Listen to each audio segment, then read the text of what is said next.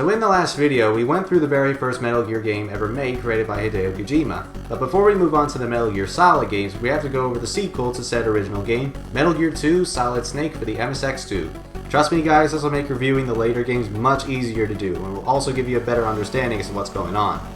Even though I'm not that big a fan of the original Metal Gear game, back in the late 80s it was a new and fresh way to play an action game and it became a massive success. Now at the time, Hideo Kojima never actually had a Metal Gear sequel planned, but one day on a train ride to Tokyo when he got together with a member of the development team for the sequel to the NES version of Metal Gear, he briefed Mr. Kojima on what they were doing and asked him to make a true sequel to the original game. I don't get it either, just go with it. Metal Gear 2 was released in 1990, 3 years after the original game, and just like the first game, it's Japan only. So if you're not Japanese and want to play the game for yourself, then you'll still have to get it off of the various collections and versions of Snake Eater. Taking place on Christmas Eve, 4 years after the events of the original game, oil has now become scarce and everybody is trying to find some by either drilling underground or by looking for a new energy source.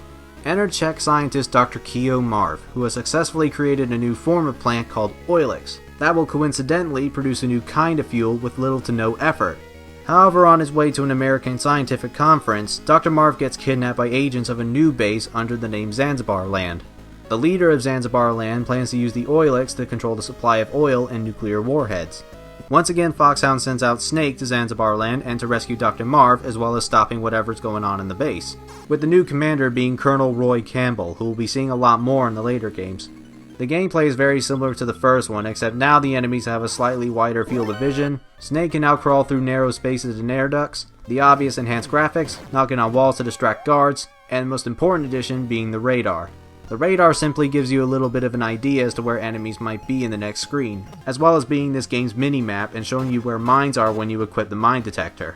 However, the radar will become disabled if you're spotted and is instead replaced by a countdown that tells you how long the guards know that you're around the area, which will only go down if you're hiding from them and out of their line of sight. There's also another one that occurs afterwards called the evasion state, where a few of the enemies will try to make sure that Snake is still around. Once the countdown reaches 0, the guards will resume their positions and not bother ordering a manhunt. Same as last time, you need to search around the base and locate various equipment that'll help you on your mission, with some new toys at your disposal, like the Stinger missiles, which you only use once on a helicopter, and robotic mice to distract the guards and look out for traps and sensors, which I never use. As well as that, you'll also still need to contact a number of people that thankfully provide information that's a little more useful to you, compared to the first game. As well as that though, unlike the first game where you got specific advice depending on what room you're in, Metal Gear 2 gives you different advice no matter what room you're in, and it's all based on your objective. Unfortunately, like the first game, the characters still don't make themselves stick out, with the only exception being Colonel Campbell, Gustave Hefner, a Czech agent and Dr. Marv's bodyguard whom you meet later in the game, and Holly White, whom is this game's love interest. Which is weird, because even though these two only have a few conversations with only one of them being about themselves, their relationship seems perfectly legit. Holly helps out Snake from time to time, and she frequently shows that she cares about him between some conversations, particularly when Snake is about to do something completely dangerous. Gustava is also like this, and she as well tells a little about herself at one point in the game, so that makes me feel like I can connect with her. The other characters, however, will only help you once or twice throughout the whole game, and then you never need to hear from them again. But overall, thanks to the improved radio, you should for the most part never be lost or confused as to what you need to do. The supporting characters now provide actual support to you, thank freaking God. Going back to the gameplay, not making a return from the first game is the rank system, with the only way to increase your health and ammo capacity being by defeating numerous bosses, who are also still not very well developed characters. Not even Schneider, one of the side characters you could contact on the radio from the last game, is that memorable. He only reveals himself to suddenly be a bad guy as soon as you defeat him, which I would probably be more shocked about if I actually knew more about him in the last game, but that's sadly not the case. The bosses as a whole are still rather easy to beat. They definitely have more complex ways of being defeated, but once you know what to do, any amount of threat that they just had is suddenly washed away as you beat them to the ground. And like the original game, there isn't any build up to them, and it still feels anticlimactic once you beat them. In addition to the updated graphics, there are also a lot more music pieces than last time, and some of them actually sound pretty good, but there are a few that can be a little ear grating. I will say this though, I love Metal Gear 2's theme song.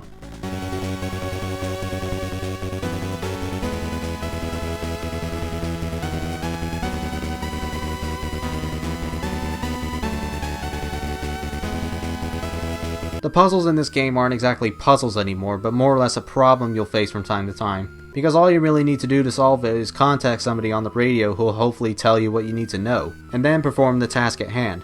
The only ones that I never really understood are around here, where you pick some eggs and choosing the wrong one will hatch a snake that'll eat all of your rations.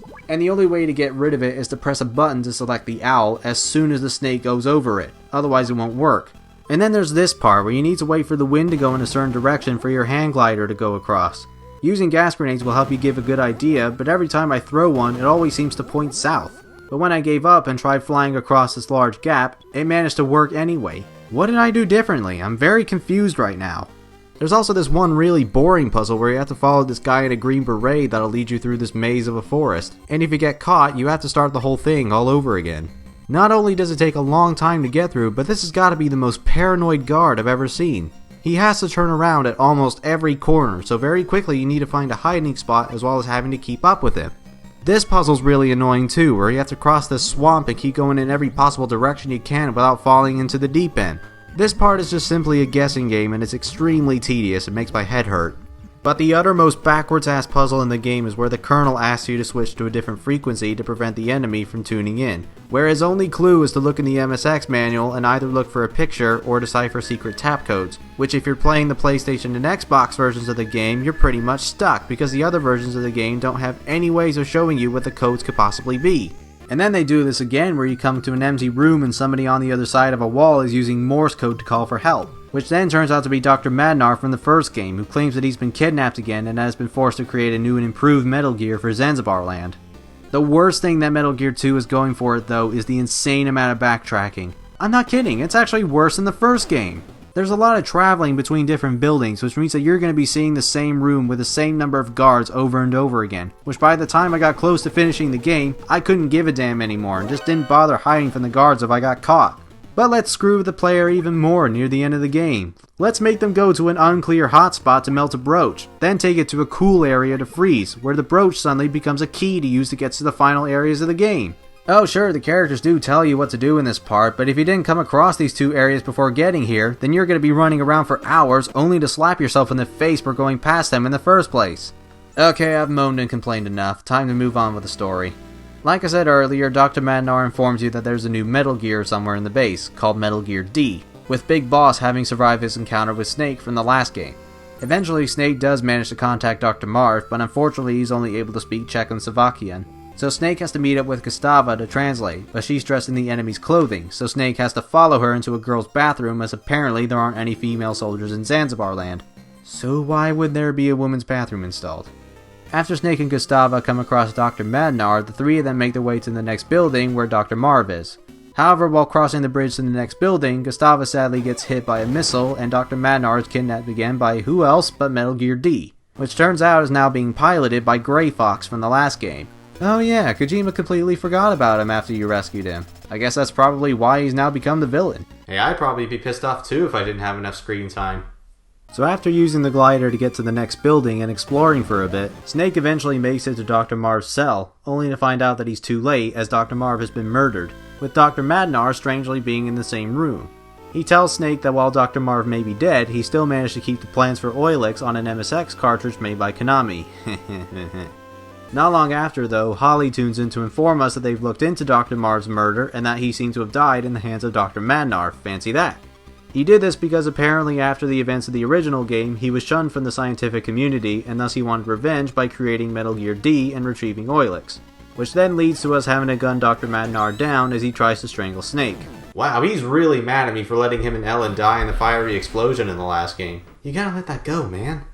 Then, after you turn Gustava's brooch into a key and come back, you need to use it to open Dr. Marv's locker and find the MSX cartridge inside. After that, we see that Dr. Madnar is still alive and once again tells us how to destroy Metal Gear. Did he just intentionally design Metal Gear to have a weak spot both times or something? How the hell does he know all this stuff without testing it over and over again? But anyway, he says that he's giving Snake this information as a final gift for his daughter Ellen. But I don't buy it in the slightest. I think he's just an indecisive tool. So Dr. Madnar drops us to where Metal Gear D is, and now we can finally get rid of it, by throwing grenades at its legs. Okay, so not only has Dr. Madnar purposely created a weakness for Metal Gear twice now, he's also made the weak point exactly the same? And man, is this a pathetic boss fight. You just need to stand to the right or left of Metal Gear and throw grenades at it while wearing body armor to reduce damage taken when it fires. In absolutely no time at all, Metal Gear D explodes, and now all the stuff that you spent quite some time searching and collecting is on fire, and you have to throw them away. Afterwards, you then need to have a fistfight to the death with Gray Fox while being surrounded by mines. Not surprisingly, he's not that hard at all, so you'll beat him pretty easily. And beating him will finally reveal why he's turned into a bad guy. Because he doesn't like war, yet he needs it because it's the only thing he's able to do. That's the mystery? Well, that's a straight up poppycock. Why would anybody want more war just to make himself look cool? Isn't that a bit selfish of him? But after defeating Gray Fox, Snake then hears a voice calling to him, which when going to the next room turns out to be Big Boss, back from the dead. Big Boss's plan was to simply use oilix and turn the children that you find scattered about in Zanzibar land into soldiers in order to achieve world domination. The battle against him isn't exactly a boss fight per se, but more like an avoidance while you go through a sequence of doors and collect all the key cards again, which will lead you to a lighter and some spray.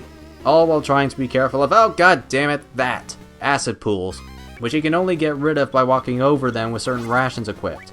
But what's really annoying is that sometimes they appear at you when you least expect them, and if you step into one, then it's instant death, and you have to start the whole fight all over again. So it's somewhat of a trial and error process when going up against Big Boss, with the only way to win without dying once is to have the reflexes of a god. Anyway, with the lighter and the spray combined, you now suddenly have your own flamethrower in a can that you can use against Big Boss. And after burning the son of a bitch to a crisp, Snake gets together with Holly as the two of them manage to escape and successfully deliver the oilix plans to Colonel Campbell, with some more fourth wall breaking after the credits as we see that Vram OIK on the MSX startup screen is actually Kyo Marv backwards. Metal Gear 2 has certainly improved on the original game's mechanics, but there's still a bit of tweaking that needs to be done. The backtracking especially can be both irritating and tiring at the same time, and while the story is definitely a little better, like I said, I would have preferred to have interacted with the supporting characters a bit more, as well as a few others like Gray Fox, Dr. Madnar, and Dr. Marv. Hell, I don't remember what the names of the supporting characters are, and this was also for Metal Gear 1. I didn't even remember McDonald Miller, who's going to be making a better return in the next game. These characters are barely seen in both games, and they don't even make a comeback of any sort in the Solid games, so the inclusion of them just feels rather redundant. But then again, I don't really think this was Kojima's fault, as I'm sure that he probably didn't know where the series was going to be heading. But overall, the Metal Gear series won't get their badass upgrades until their transition to 3D. But Metal Gear 2 is without a doubt a much better game than the original, which is why I'll give it a 7.3 out of 10, standing for, I swear I've been going around in circles. Well, ladies and gentlemen, when we next meet, Solid Snake is already going to be making his jump to the third dimension, where everybody else had a chance to get into the series themselves, as well as being one of the best PlayStation games of all time. And this game is Metal Gear Solid for the PlayStation. Oh, and VR missions as well. My name's Josh Smith, I praise the treasure and I pick apart the trash. See you guys later.